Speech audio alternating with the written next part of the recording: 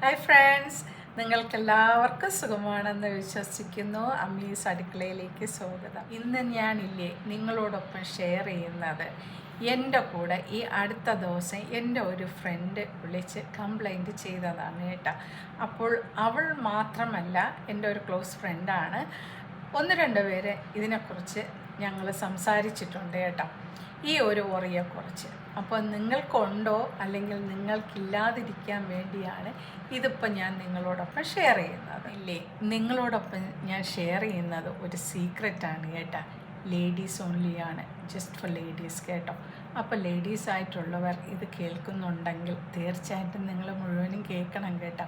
കേട്ടിട്ട് എനിക്ക് കമൻറ്റ് ചെയ്യുകയും ചെയ്യണം. നിങ്ങളുടെ ജീവിതത്തിൽ വ്യത്യാസം വന്നു എങ്കിൽ ഇത് മുഖേന ഞാൻ ഒരുപാട് സന്തോഷിക്കുന്നതാണ് കേട്ടോ. നിങ്ങളുടെ അഭിപ്രായങ്ങൾ എന്നെ അറിയിക്കുക. ഹസ്ബൻഡ്സ് ഏറ്റവും വെറുക്കുന്നത് എന്താണ്? നമുക്ക് സെൽഫ് ക്ലീനിനെസ് എന്ന് പറയുന്നത് നമുക്കെന്നും ഉണ്ടാവേണ്ട ഒരു കാര്യമാണ്. അപ്പോൾ ഹൗസ് വൈഫായിട്ടുള്ള പെൺകുട്ടികൾ വീട്ടിൽ തന്നെയാണെങ്കിൽ അവർക്ക് ധാരാളം സമയം ഉണ്ടാവും അല്ലേ, അഡ്ജസ്റ്റ് ചെയ്ത് പണികളെല്ലാം ചെയ്ത് കഴിയുമ്പോൾ വീട്ടിലിരിക്കുന്ന നമുക്ക് ഒരുപാട് സമയമുണ്ടാവും പലതിനും. ഫുൾ ടൈം വർക്ക് ചെയ്യുന്ന ഒരു ഹസ്ബൻഡ് ആണെങ്കിൽ അദ്ദേഹം 8-9 മണിക്ക് അല്ലെങ്കിൽ അതിന് മുമ്പേ തന്നെ ജോലിക്ക് പോയി കഴിഞ്ഞാൽ തിരിച്ചെത്തുന്നത് മിക്കവാറും 8 മണിക്കായിരിക്കും. നല്ല പൊസിഷനിലൊക്കെ ഇരുന്ന് വർക്ക് ചെയ്യുന്നവർക്ക് 12 അതിലധികമോ ടൈം ജോലി ചെയ്യേണ്ട ഒരവസ്ഥ വരും അല്ലേ, അല്ലെങ്കിൽ ഓവർ ടൈം എല്ലാം കാണും. അപ്പോൾ അവർ തിരിച്ചു വരുമ്പോൾ ഞങ്ങൾ സീരിയലിൻ്റെ മുമ്പിലും കുളിക്കാതെയും ഡ്രസ്സ് ചെയ്യാതെയും കുക്ക് ചെയ്യാതെയും അല്ലെങ്കിൽ നമ്മൾ റെസ്പോൺസിബിലിറ്റികൾ ചെയ്യാതെയും ഇരുന്ന് കഴിഞ്ഞാൽ തീർച്ചയായിട്ടും ഹസ്ബൻഡിന് ദേഷ്യം വരില്ലയോ? തീർച്ചയായിട്ടും വരും. നമ്മളും അവരുടെ ഷൂസിൽ നിന്നുകൊണ്ട് ഒന്ന് നോക്കണം, അത് നമ്മളെങ്ങനെയായിരിക്കും പ്രതികരിക്കുന്നതെന്ന്. പിന്നെ വേറൊരു കാര്യം പറഞ്ഞത്, വൈകുന്നേരങ്ങളിൽ ചില കുട്ടികൾ തനിയെ ഇരുന്ന് പഠിച്ചോളും, ചില കുട്ടികൾക്കാണെങ്കിൽ അവരെ ഫോഴ്സ് ചെയ്യേണ്ടി വരും. അമ്മമാർ ഒപ്പം കൂടെ ഇരുന്നാൽ മാത്രമേ കുട്ടികൾ പഠിക്കാറുള്ളൂ. പിന്നെ വൈകുന്നേരം കുക്കിംഗ് കാണും അല്ലയോ, നമുക്കത് അഡ്ജസ്റ്റ് ചെയ്ത് ചെയ്യാവുന്നതേ ഉള്ളൂ. കാര്യം മിക്കവാറും ഫാമിലികളിൽ പഠിക്കുന്ന കുട്ടികളുണ്ടെങ്കിൽ 9 മണിക്ക് ശേഷമായിരിക്കും ഡിന്നർ കഴിക്കുക. അപ്പോൾ 9 മണി വരെ ചിലപ്പോൾ കുട്ടികളിരുന്ന് പഠിക്കുകയും അത് കഴിഞ്ഞ് ഡിന്നർ കഴിക്കുകയും ഹാഫ് ആൻ അവർ അച്ഛനോടും അമ്മയോടും ഇപ്പോൾ ഇരുന്ന് സംസാരിച്ച് കൊണ്ട് ഡിന്നർ കഴിച്ചിട്ട് ഒരു 10:30 അവർ ബാക്കിയുള്ള കാര്യങ്ങളും ചെയ്ത് ചെന്ന് കിടക്കുകയായിരിക്കും മിക്കവാറും വീട്ടിൽ പതിവ്. അപ്പോൾ അമ്മമാർ വൈകുന്നേരത്തെ ഡിന്നറും കഴിഞ്ഞ് ഇപ്പോൾ നമ്മുടെ വീട്ടിൽ ഹെൽപ്പ് ചെയ്യാൻ ആളില്ലെങ്കിൽ തീർച്ചയായിട്ടും ആ ഉത്തരവാദിത്വം കൂടി നമ്മൾ ഏറ്റെടുക്കണം. 12 മണിക്കൂർ വർക്ക് ചെയ്യുന്ന ഹസ്ബൻഡ്സിന് ചില വീടുകളിൽ ഹെൽപ്പ് ചെയ്യാറുണ്ട്, ചില വീടുകളിൽ ഹെൽപ്പ് കാണും, ചില വീടുകളിൽ സ്വയം ചെയ്യേണ്ടതായിട്ടുമുണ്ട്. അപ്പോൾ നമ്മൾ കുളിച്ചില്ല അല്ലെങ്കിൽ നമ്മൾ ഡ്രസ്സ് ചേഞ്ച് ചെയ്തില്ല, നമ്മൾ അവർക്ക് ഒരു സ്വാതന്ത്ര്യ വാക്ക്, നമ്മുടെ ഹസ്ബൻഡിനോട് ഒരു സ്വാതന്ത്ര്യ വാക്ക് പറഞ്ഞില്ല, അല്ലെങ്കിൽ നല്ല ന്യൂസ് പറഞ്ഞില്ല, ഇദ്ദേഹം അന്നത്തെ സ്ട്രെസ്സിലും അന്നത്തെ ജോലി ഭാരത്തിലും ടയർഡായിട്ടിരിക്കുമ്പോൾ നമ്മൾ എപ്പോഴും കംപ്ലൈൻ്റ് ആണ് പറയുന്നതെങ്കിൽ അദ്ദേഹത്തിന് തീർച്ചയായിട്ടും അത് ഇഷ്ടപ്പെടണമെന്നില്ല അല്ലയോ. നമുക്ക് ഇഷ്ടംപോലെ സമയമുണ്ട് അല്ലേ, നമുക്ക് സ്വാതന്ത്ര്യമുണ്ട് നമുക്കെല്ലാം ചെയ്യാൻ. അല്ലെങ്കിൽ നമുക്ക് ചെയ്യാൻ പറ്റില്ലെങ്കിൽ നമുക്ക് ആരുടെയെങ്കിലും ഹെൽപ്പ് വാങ്ങാം.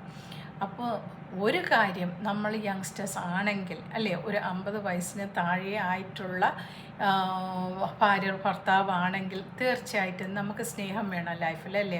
ഞാനിപ്പോൾ അതിന് മുകളിലോട്ടുള്ളവർക്ക് വേണ്ടെന്നല്ല പറയുന്നത്, നമുക്ക് ഓരോ ശാരീരിക ആവശ്യങ്ങൾ നമുക്ക് എല്ലാ സ്ത്രീക്കും പുരുഷനും ആവശ്യമുണ്ട്.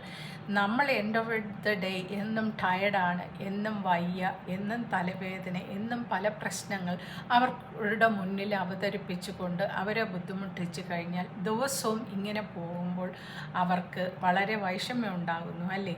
അപ്പോൾ ചില പുരുഷന്മാരാവട്ടെ പലരെയും തേടിപ്പോകുന്നവരുണ്ട്, ചില സ്ത്രീകളും ആ അവസ്ഥയിലുള്ളവരുണ്ട്. അപ്പോൾ അതെല്ലാം ഒഴിവാക്കാൻ അല്ലെങ്കിൽ ആ ഒരു ജീവിതം മുന്നോട്ട് നമ്മൾ സന്തോഷത്തോടു കൂടി കൊണ്ടുപോകണമെങ്കിൽ നമ്മൾ എന്തൊക്കെയാണ് വേണ്ടത്? നമ്മൾ പരസ്പരം ഹസ്ബൻഡിനെയും വൈഫിനെയും സന്തോഷകരമായി ഇരിക്കാൻ നമ്മൾ ശ്രമിക്കുക അല്ലേ. അവർക്കിഷ്ടമുള്ളത് ചെയ്യുക, അവർക്കിഷ്ടമുള്ളത് ഉണ്ടാക്കി കൊടുക്കുക, എന്നും കടയിൽ നിന്ന് വാങ്ങിച്ചു കൊടുക്കാതിരിക്കുക, എന്നും ഓൺലൈനിൽ ഓർഡർ ചെയ്ത് ഫുഡ് വരുത്താതിരിക്കുക.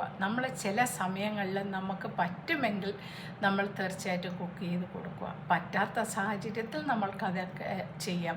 എന്നും ഡെയിലി ഫുഡ് മാത്രം പുറത്തുനിന്ന് കഴിക്കുന്ന ആൾക്കാർ ഉള്ളതായിട്ട് എനിക്കറിയാം. എല്ലാവരും അത് കംപ്ലൈൻറ്റും പറയാറുണ്ട്. അങ്ങനെ എന്നോട് പറഞ്ഞു, ചേച്ചി തീർച്ചയായിട്ടും ഒരു വ്ലോഗ് ചെയ്യണം ഇതിനെക്കുറിച്ച് കേട്ടോ. കാര്യം കുറച്ച് സ്ത്രീകൾക്ക് ഇത് ആവശ്യമാണ്. അവരുടെ ജീവിതം താറുമാറാകുന്നതിൻ്റെ ഒരു ലക്ഷണമാണ് ഈ ഒരു സമീപനം. വൈകുന്നേരങ്ങളിൽ വളരെ ഹാപ്പി ആയിട്ടിരിക്കുന്ന ഒരു ഭാര്യയാണ് ഒരു ഭർത്താവ് കാണുന്നതെങ്കിൽ അദ്ദേഹത്തിനും എല്ലാ റോങ് ടെൻഷൻസും പോകും അല്ലേ, അദ്ദേഹത്തിനും ഒരു സന്തോഷം തോന്നും. അതുപോലെ തന്നെ നമ്മളുടെ സമീപനമാണ് ഒരു ഹസ്ബൻഡിനെ സന്തോഷവാനാക്കുന്നത് അല്ലേ, അല്ലെങ്കിൽ നമ്മളുടെ ടോക്സാണ്. നമ്മളെന്നും പ്രശ്നമായിട്ട് അദ്ദേഹത്തിൻ്റെ മുന്നിൽ വരുമ്പോൾ അദ്ദേഹത്തിന് ചിന്തിക്കാനോ അല്ലെങ്കിൽ അത് സോൾവ് ചെയ്യാനോ ഉള്ള ഒരു മൂഡിലായിരിക്കില്ല അല്ലേ. അതുപോലെ തന്നെയാണ് വൈഫിൻ്റെ അവസ്ഥയും. വൈഫിനോടും ഹസ്ബൻഡ് പെരുമാറുന്ന രീതി വളരെ മോശമാണെങ്കിൽ വൈഫിൻ്റെ ആറ്റിറ്റ്യൂഡും തീർച്ചയായിട്ടും സെയിം ആയിരിക്കും അല്ലേ. നമ്മൾ പ്രതീക്ഷിക്കുന്നത് പോലെ തന്നെയാണ് മറ്റുള്ളവരും പ്രതീക്ഷിക്കുന്നത്. അപ്പോൾ രണ്ടു പേർക്കും എന്താ വേണ്ടത്, ലൈഫിൽ നമുക്ക് ലവ് വേണം അല്ലേ, കെയർ വേണം അല്ലേ. അപ്പോൾ ഇതൊക്കെ അതിനെക്കുറിച്ച് നമ്മൾക്ക് ആലോചിക്കണം അല്ലേ.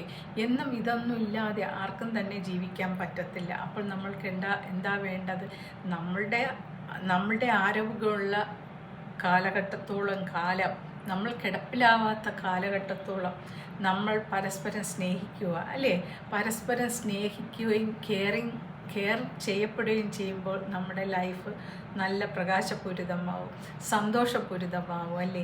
അപ്പോൾ ഇതൊക്കെ നമ്മളുടെ സഹോദരിമാരൊന്ന് ഓർക്കുക.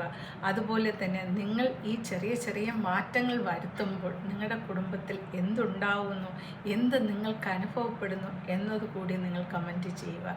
Thank you for watching and see you soon with another vlog. Till then bye for now. By.